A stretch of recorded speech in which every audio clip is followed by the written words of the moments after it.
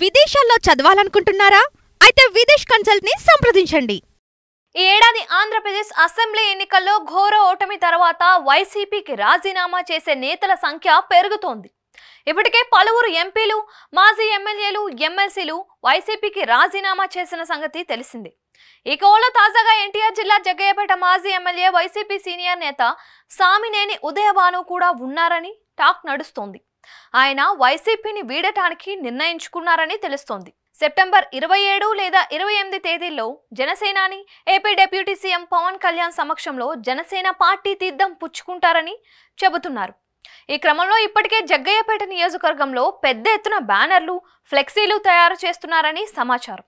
అలాగే జనసేన పార్టీ జెండా దిమ్మలను కూడా భారీగా ఏర్పాటు చేస్తున్నారని టాక్ అయితే నడుస్తోంది.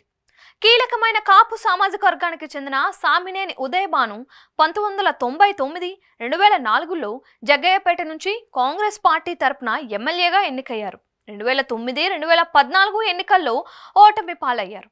2019లో వైసీపీ తరపున విజయం సాధించారు. మొత్తం మీద 3 సార్లు ఎమ్మెల్యేగా గెలిచారు.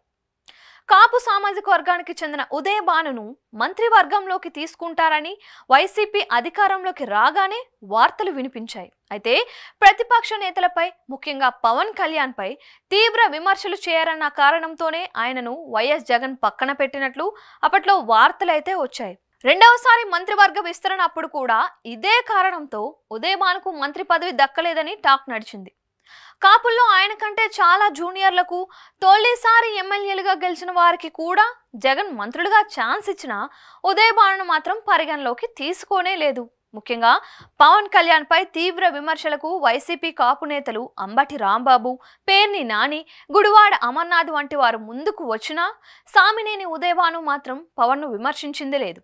2019 ఎన్నికల సమయంలోనూ జగ్గయ్యపేట నియోజకవర్గంలో తన తరపున ప్రచారానికి వచ్చిన సినీ నటుడు రాజశేఖర్, ఆయన భార్య జీవిత, చిరంజీవిని విమర్శిస్తూ మాట్లాడుతూ ఉండడంతో పక్కనే ఉన్న సామినేని ఉదయభానును అడ్డుకున్నారు. చిరంజీవితో సామినేని ఉదయభానుకు సన్నిహిత సంబంధాలు ఉన్నాయని, ఈ కారణంతోనే పవన్ కళ్యాణ్ను తాను విమర్శించబోనని వైఎస్ జగన్కు తేల్చి చెప్పేశారని అంటారు. ఈ కారణంతోనే సీనియర్ అయినప్పటికీ ఉదయభానుకు మంత్రి పదవి ఇవ్వకుండా జూనియర్లైన గుడివాడ అమర్నాథ్, దాడిశెట్టి రాజాలకు జగన్ మంత్రి పదవులు ఇచ్చారు అనే వాదన అయితే ఉంది. కాగా 2024 ఎన్నికల్లో జగ్గయ్యపేట నుంచి సామినేని ఉదయభాను వైసీపీ తరపున మరోసారి పోటీ చేసి ఓడిపోయారు. ఆయనపై టీడీపీ అభ్యర్థి శ్రీరామ్ రాజగోపాల్ గెలుపొందారు. ఈ నేపథ్యంలో ఉదయభాను జనసేన పార్టీలో చేరాలని నిర్ణయించుకున్నారని టాక్ నడుస్తోంది. అయితే ఇంకా ఉదయభాను నుంచి అధికారికంగా సమాచారం ఏమీ వెలువడలేదు.